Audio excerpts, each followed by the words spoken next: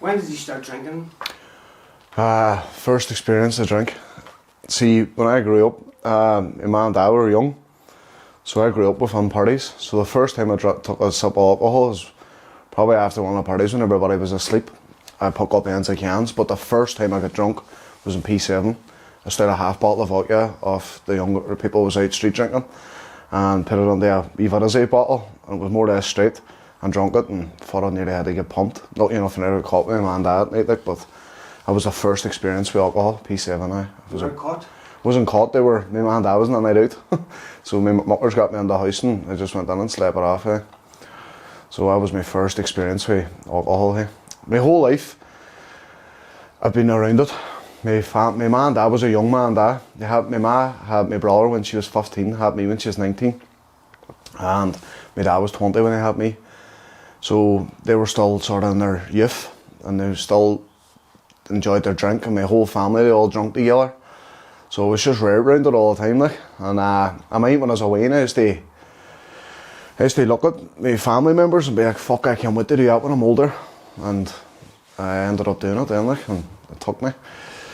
But I, being on around that environment since a young age, it was a big parcel to me how I ended up becoming an addict, like.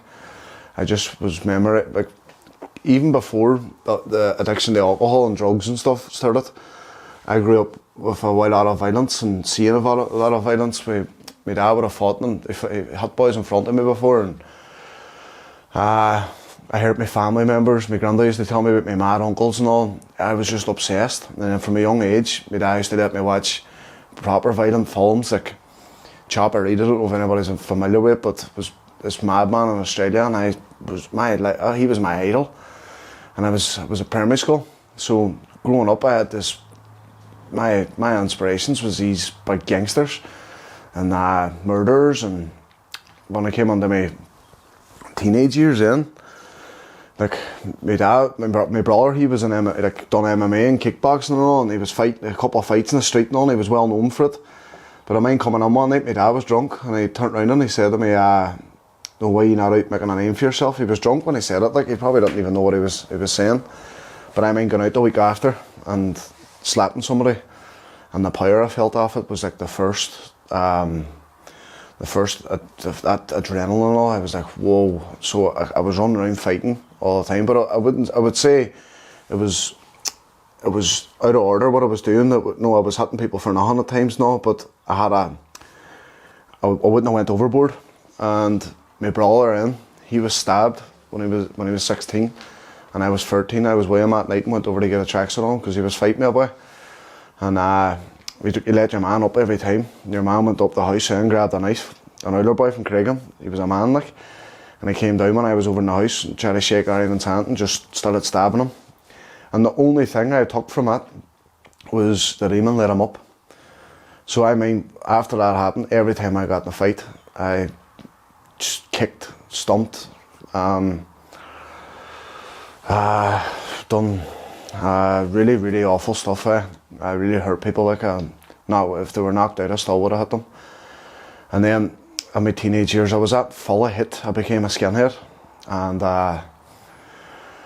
with big red boots, Dr. Mertens, and the bomber jackets, had a big crowd of fellas with me, and the first time I was ever arrested was for a hate crime. Like, me and my muckers were at 6 million Jews wasn't enough in the side of Millennium Forum, with swastikas everywhere. Didn't even know what we were preaching, didn't even know what we were doing. It was just complete full of hate, like.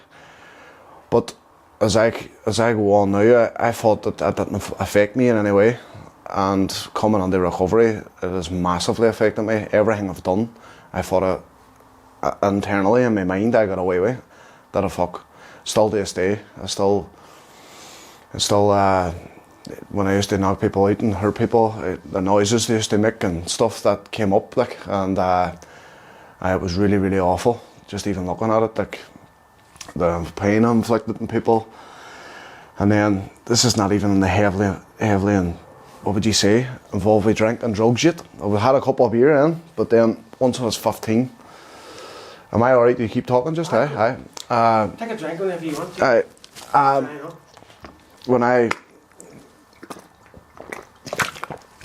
When I was 15 then, 14, I started taking meth.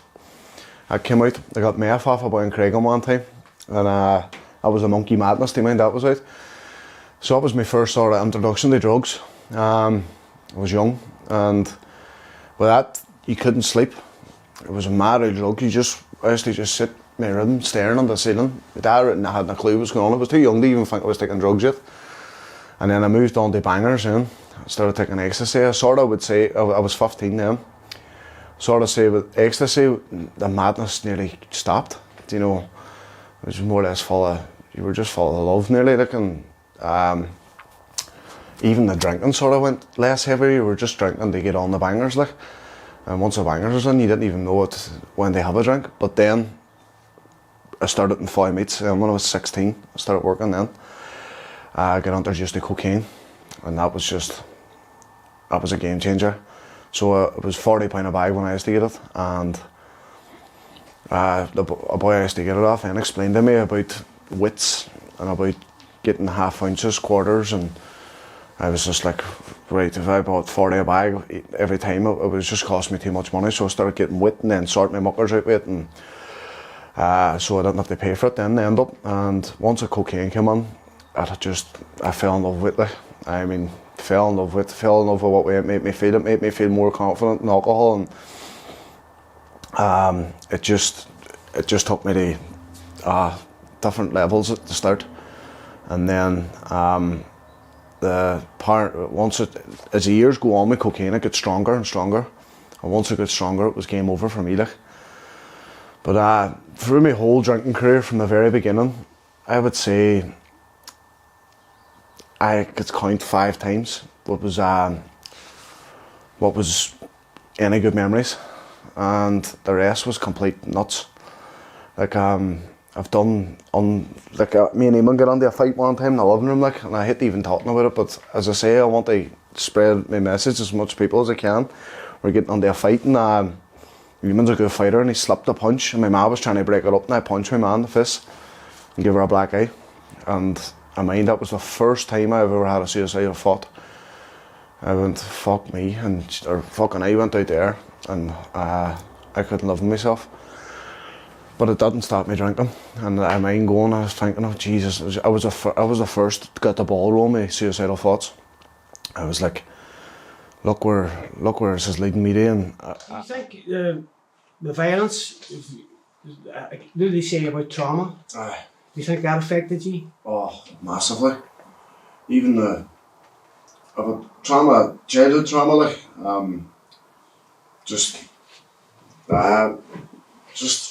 just normal childhood trauma, like, and the trauma inflicted on people, it's affected me massively. And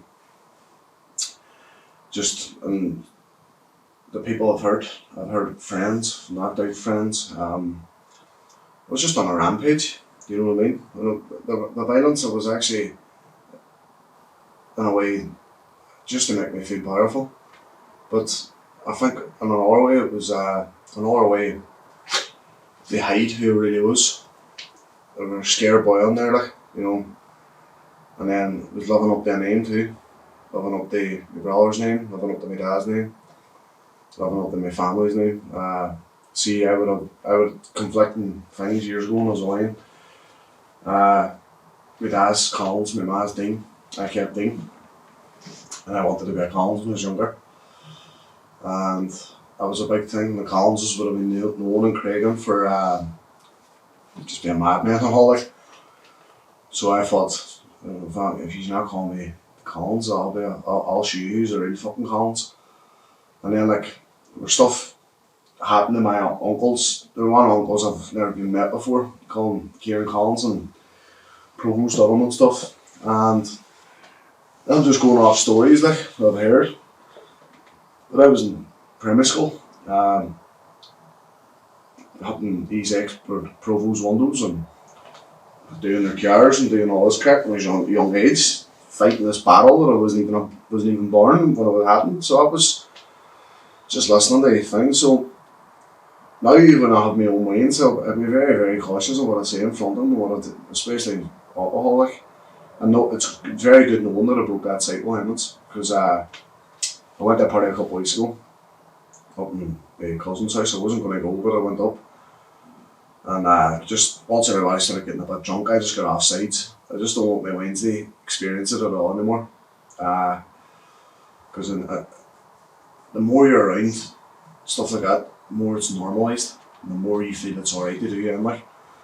And that's really the violence had traumatised. I had trauma through inflicting it, and I had childhood trauma too. Yeah.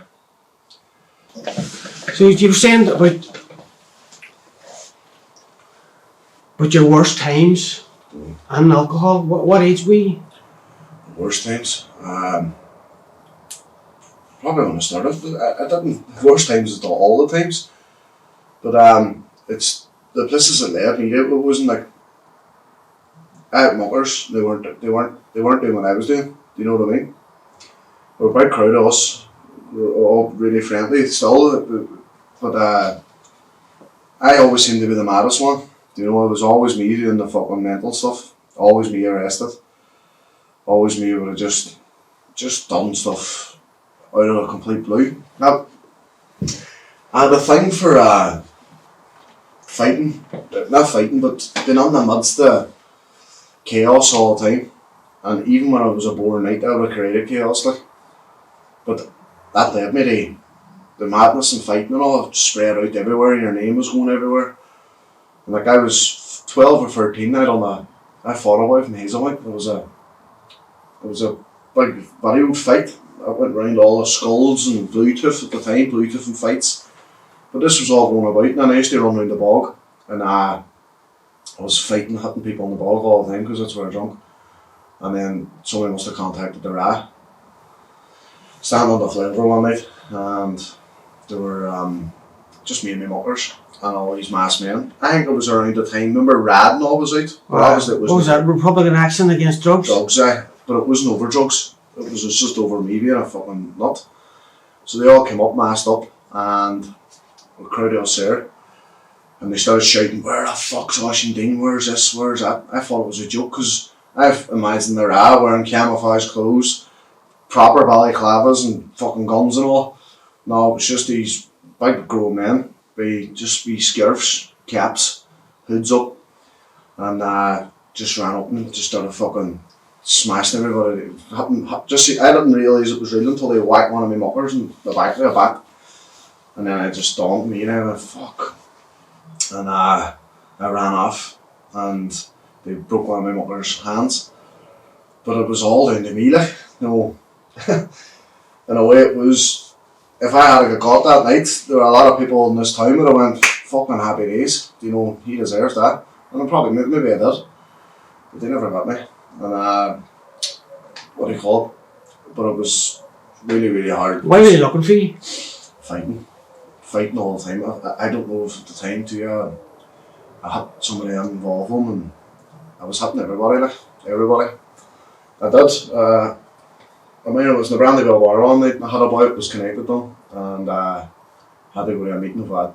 And it was the first boy I ever said was never allowed under Brandywell. That's one of my things, don't go to Brandywell. But that's just another part of the mad stage of life, do you know what I mean? But I was young, like. I wasn't a big boy involved with drug dealing or nothing, like. The most I ever would have done was my muckers and stuff. Just got stuff and give it to Emmons, but it was all young age stuff. At the end there, I was just taking stuff and snuffing it myself, like. But that was just a mad episode of my life, but see, most of the boys I know was all in that crap years ago. They're all idiot now, like, do you know what I mean?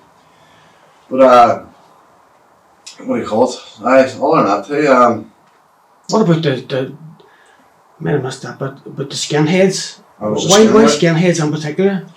What clothes did you wear? Dr. Martens. The red ones? Big boots up there, bomber jackets, the head was skinned in. All this was dressed the same.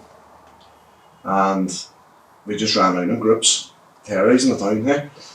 And then I spread on the side of the forum before, well, a couple of us did. 6 million Jews wasn't enough. Didn't even know what we were chatting about. and swastikas everywhere, and I got arrested for it, and was done for hate crime. It's just full of hate. It's just full of hate. I hate it myself, I hate it the world. I hate it, just hate it where I was at, and I just wanted to inflict pain on everybody else because I was hurting that much myself. Was that in the newspapers? Was it a Daily Journal? I don't know. I don't know if it ever got on. I think they couldn't really do nothing that much about it because we were that young. You know what I mean? I'd say if it was an adult to do it now, they would fucking put him everywhere. I'd say if you done it now, it would be worse. Like. But you weren't educated in anything like that. It was just you could be writing anything. I was watching mad films. I used to watch a film called Rumper Stumper. Russell Crowe. Russell Crowe. Watched that. I was watching This Is England. Watching all these mad skinhead films and just wanting to be the people that was on that. Not really having a fucking clue what I was doing. It wasn't not a racist bone in my body. But it was just, at that time, it was like acting a film out, you know what I mean? But I heard a lot of people acting them films out, like it wasn't good, like. But as I say, I paid the price of it all. I nearly took my own life a few times, and that's all over the demons in my head that I created, like. Came to very, very close, like, a few times, they ended it all, like. But the thing I like to say to people, you get away with nothing in life. Everything you ever do comes back to hate you, like. And mentally it got me. It just got me. It got me. But I love the chaotic life. Did you hurt anybody physically? A lot of people. I was done a few times in court there. ABHs, GBH with intent. Was on tag for 9 months, was meant to go to jail. All the things that kept me out of jail was the last one, the GBH with intent, kept me out of jail. I was on tag and I got a job at 16, and the judge said, well, what's the point in sending someone at 7? It's like a good member of society working at that age and stuff. That saved me. And at the time, my partner at the time, their dad got me a good letter. Like, and to be honest, that was a scary stage. I was trying to be better, but once I got away with it. I was just back doing just too much. My head was worked my whole life, like, really it was. Only this time round, now you get sober, it's been where I can clearly see right my wrongs and make amends for what I've done, like. Do you think it's something I always think about, do you think you just deserve recovery? When I first came under the rooms, I didn't. Now, I kept saying to me in meetings, I don't think I deserve to get this. I don't think I deserve for the things I've done. But when I got close to God, and then Jesus Christ, Jesus came for boys like me. He came for the sinners. He came for the outcasts of society. Like, he didn't come, when he came here, he didn't sit with the righteous and sit with all the people who was eating the altar rails. He sat with the people who's leprosy. He sat with the tax collectors. He sat with all them people. So that's why in another light, and that's why now I speak out, because it sort of gave me a purpose for where I was at in life, to help other people that's in the same position as me, because there are a lot of boys out there like me.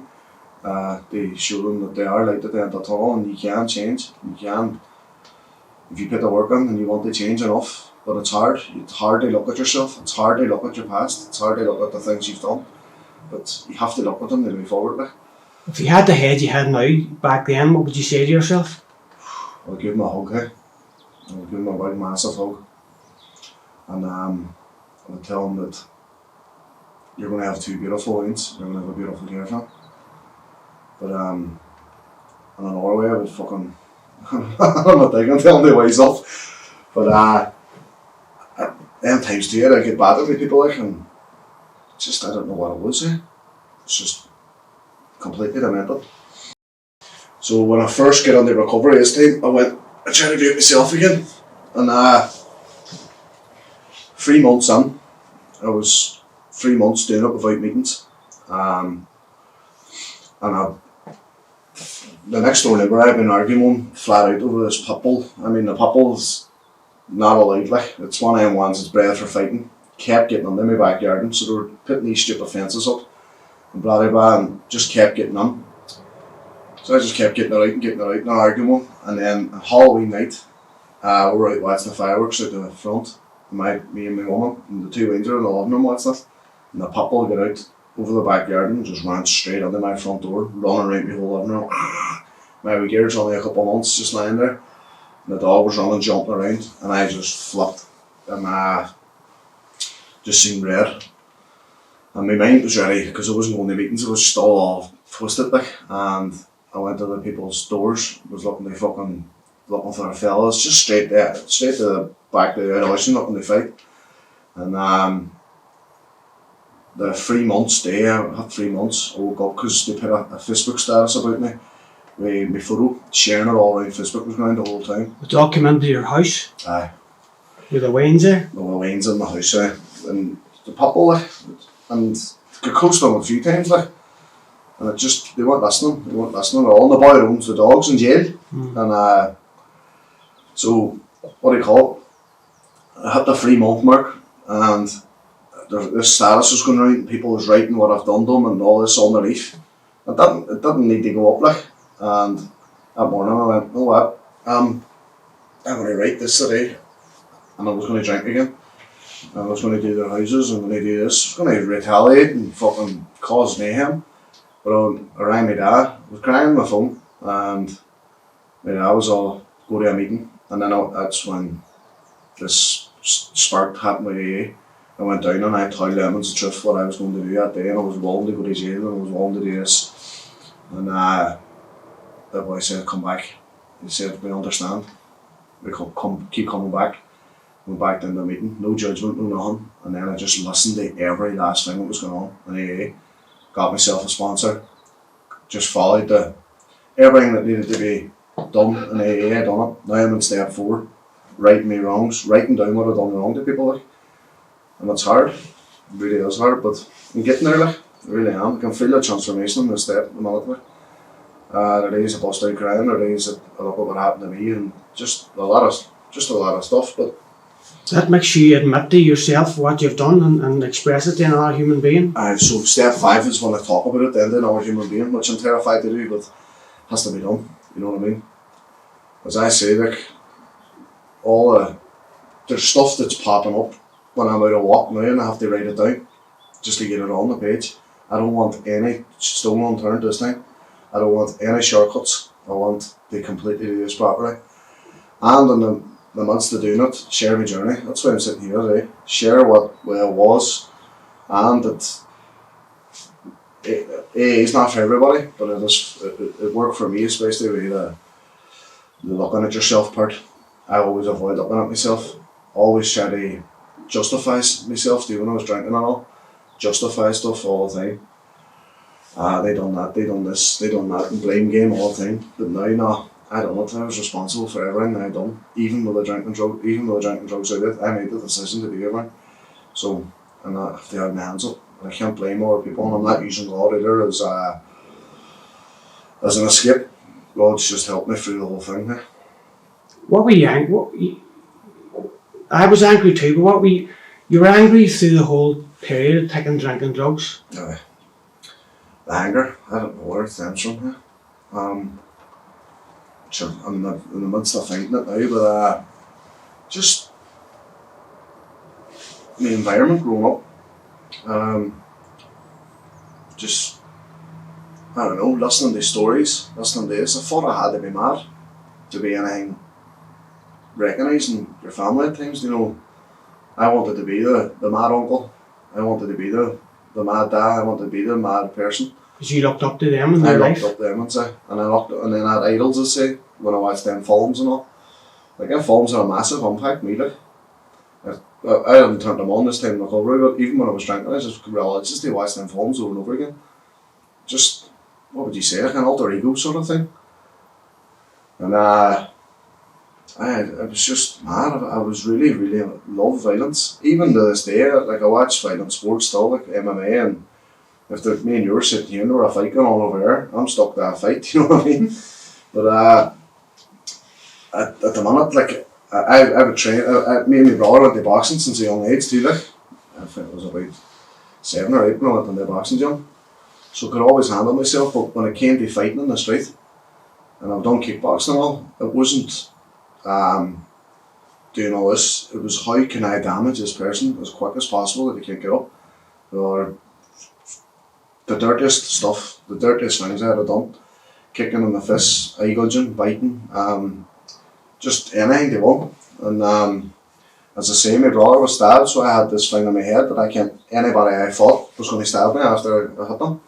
So I had this thing of making sure they stayed down after I hit them. Like. But it's awful, like, really, really is awful. What I always ask people, Nosy, I used to drink white cider, and that drove me mad. What was it you drunk? When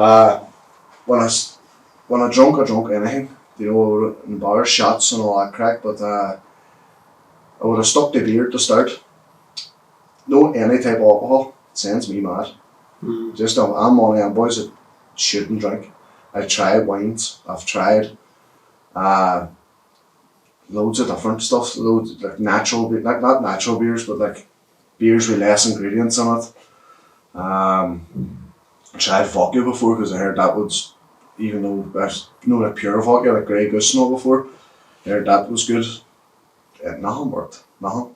Just that they talk about it, I don't know if they talk about it in the thing, but they say it's an illness, like. It's and they talk about it, it's like a fever. It's like just a thing that I have. And then even if I took one sip, the obsession starts. I don't think about the drink in front of me, I think about the next 10. Do you know what I mean? And then if I go out in the night out, I have to come back to carry out. If I go out in the night out, and I just can't enjoy the drink. It's just consume as much as I can. Boom, boom, boom, boom, boom. It's just mad. It really is mad. And it's been like that since I started. It really is. I hadn't had a normal drinking career at all. Like. I know I've seen people progressively get worse. I was just bad from the start. Like. It was just, I don't know what the love was in. I think it gave me more confidence. You know, they fight, give me more confidence. They talk to girls, give me more confidence. They be more brash and be them alter egos I wanted to be. But it's just now, I've just, my awareness to it all, it's just opened this past couple of months. Like. It's just been a real learning journey. Like. Did you always have money? Money. To buy it? Yeah, I was working since I'm 16. When I was younger. I don't really know how I got money. I used to do stuff in the house for money. I used to do hoovering and hoover my dad's car and do stuff like that. But when I was 16 now, well, when you're 16 you're lifting, you get your first 10 grand tax free. I was lifting about £400 a week, handing £30 on the house, all mine. Like. So my mum and dad, when I was all ED drunk when I was 15. Like. I mean, I kept getting drunk. I had this system in my head. If I kept getting caught drinking, they're going to have to give in. And a way it did work. I was grounded for full summers and all. My mum and dad had to try and put some discipline on me, like. But it was just worked, hey. I was too. You were kind of wild. Wild, mental, absolutely mental. I went against everything. Everything, even in school, in secondary school, I dogged. I didn't want to do that. And even still this day, I struggle with authority. Like, do you know what I mean? I struggle with people telling me what to do, unless it's in recovery terms. But like cops and all, I fucking hated them my whole life. And I was just mad. Just mad to be sitting now, looking at how mad I actually was like. But then in recovery and I went on orphans too at the start. I went on orphans and got a counsellor. And the first thing I noticed in orphans was that the counsellor had a tattoo in his hand. And that was me, I can relate to this boy. And then he was an addict. So I could proper open up to him. I never had that before when I was growing up. So I think, see your traumas, in my way, traumas can be your qualifications. And that's what I get from sponsors and the orphans, people helping them there. It was all recovering addicts. They loved it, they walked it. Even today, I'm really glad it was you that asked me to come down and do this interview because you've walked it, you loved it, and that makes me feel no, you know the crack, instead of going to somebody, it's just like, oh, no, they don't really know, they never loved it, you know what I mean? And can you relate, Dave? I says I'm sober 11 years, but I'm still not over it. yes, I haven't like. I still consider myself. I know I'll always be an alcoholic, but I'm not. I haven't healed completely. I thought in the past that I did, and I have to remind myself every day that I am. But no, I don't think you ever do. I don't think you ever fully. In my sense, I've went and done them medicines and all before, and smoked the EMT 6 times and all. And everybody said this is what's going to change, but the best thing the way I would look at it is if I don't have meetings, meetings is just keeps me in place. But no, I don't feel like I'll ever be safe to say that fuck, that's me done now. That's it all done. I don't think I'll ever get to that point. I don't think you boys in AA like are 45 years sober and all. We're still going to meetings, you know what I mean? And and the things I used to do in the past is to slag people to AA, like, just go, oh, fucking mad bastards, and it's a cult and it's this, that and other, but one of the people that was throwing the stones saying it, they're the fucking maddest people I've ever met in my life. And the things I'm on about is like, these people doing these retreats and all, they can't even form under any type of reality or society at the moment. Like, they just, if you're in a different frequency or thing, I can't be near you, I can't be doing this. And I was thinking like that at one point, oh, they're lower vibration than us and all. Fucking nuts, like, you know what I mean? But the people like that there were better off moving into a jungle and living with a tribe, you know what I mean? Because they can't, the thing that I understand we were covering and doing the steps and stuff is I can deal with reality on reality's terms, like, and that's the best thing I can sort of say. To me, it's life or death. Aye. If I take another drink, it could be death. Yep. That's the same as me. I have a thing on my head now. I have an hour relapse there, but they have an hour recovery. No, I don't think so. And we were chatting about it on the way down the car. It was my head at the end of mental health. Like, there are people in meetings and stuff, their organs has failed, their organs nearly failed and stuff, and thank God that never got to that point to me, but it was my head. The last thing, every time I open the first beer, just thinking about suicide stuff straight away.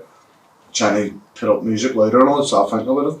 Just more a jump, just thought about it. And I often think, if I get like that last time I was telling about the belt and all, if I got really, really drunk, and I could probably do something, I'm not even in the right frame of mind to even make a decision. They do that, you know what I mean? I could just do it. And I think a lot of people in this town's done that.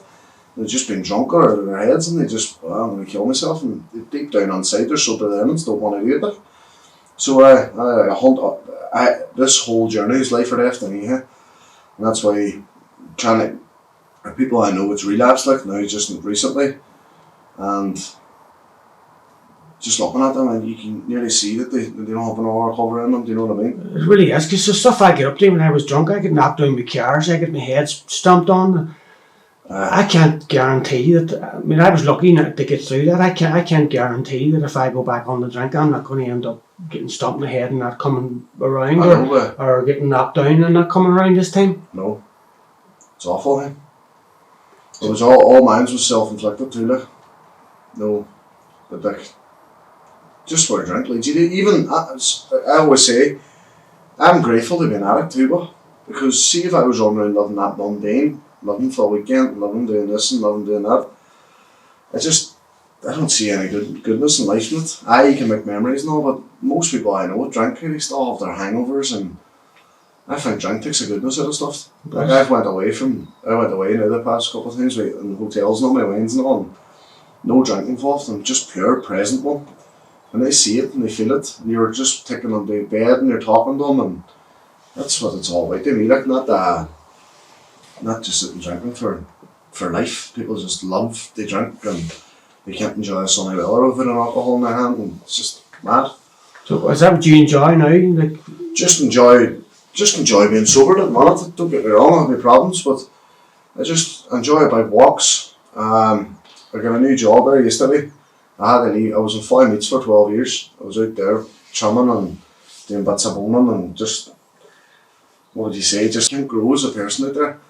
Because they're just not constantly bringing up about drink and mad times they used to have and cocaine, and it's just not good, like. And I got another job out in Kempsey yesterday, and the boy just, and the first time I ever went to an interview and ever lied to make myself look better. I didn't tell him that I was in recovery and all, I just told him I was off a drink and I'm looking for a new job and fucked off in the place I'm in. And he just went, look, if you work in a place for 12 years and you're in a really, really tough environment working, I said, I reckon you'd be a good asset out here. So I got that. It's an another plus. And recovery, honestly, it's just, it's my life now, you know what I mean? I have to just eat, sleep and breathe it, like, because I cannot go back there in times. Not to say with this mind now, well, I had a good mind before and relapsed and I ended up going and fucking still ended up fighting and all. I know that there's a button on me that I could switch now and I could just burn everything down in a second. I know that that's there, and it's being aware and keeping that there bay all the time. And that's why I go to meetings, and that's why I have to do the steps, and that's why I have to be in contact with my sponsor. And that's probably why I go to chapel so much too. Because I just have to lean on that there as much as I can so I can stay away from that dark side of life again, do you know what I mean? I genuinely think there's a monster in me sleeping. I do think that. And I was never violent or anything, but it's just a leave a wake of absolute destruction behind me. It's currently sleeping. But I have to tiptoe around it, like, always be on the lookout for it. But they keep it sleeping. Big time, that's exactly what I ever feel. It's the best way I heard it described, the monster.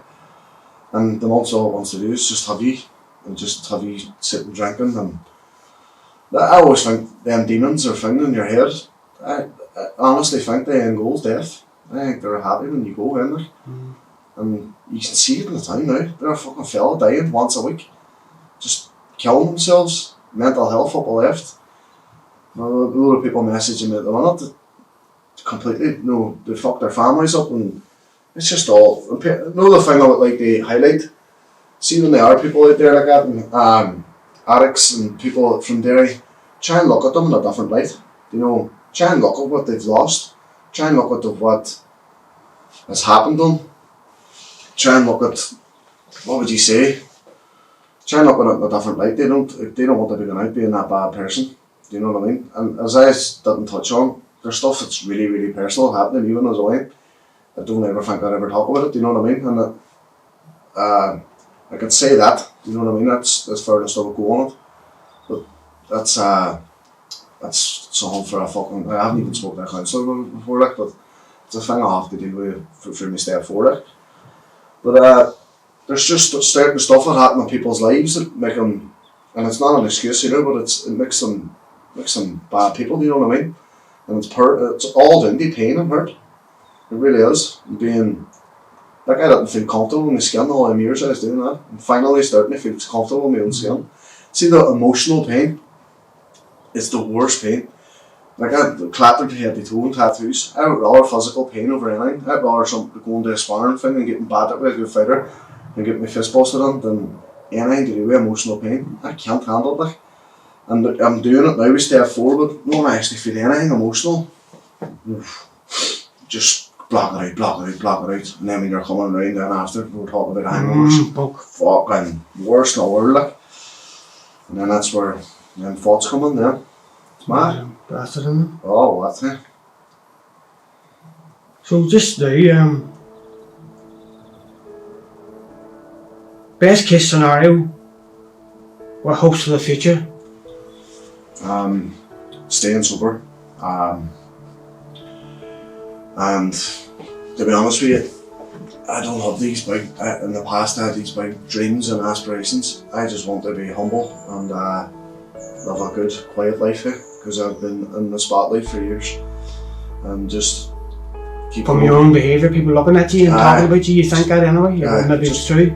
All the time, I just want a good, I know doing this here, you'll be in a wee bit of a spotlight thing, but I feel like this is my purpose now, is to talk about what's going on and talking about, hear my story, But my thing in life is making sure my wives and my woman's happy and just living a normal, happy, humble life. And that's it. And don't let my ego get in thing again. Just be quiet and that's it. Straight line? Straight line and straight and narrow and just try and do my best with fellows and AA and just try and do my best with anybody that's struggling. And my best is not me taking you away and doing this. My best is just trying to gauge you in the right directions that I went down that worked for me, but they necessarily don't have to work for everybody, but you will find your way. Like, everybody has their own way, but one way I will say is to stay away from the new age stuff. That's one thing I will say, like, is watch their medicines. There's a lot of stuff going on in them people don't really ever talk about, like. That's one thing I will say. Right.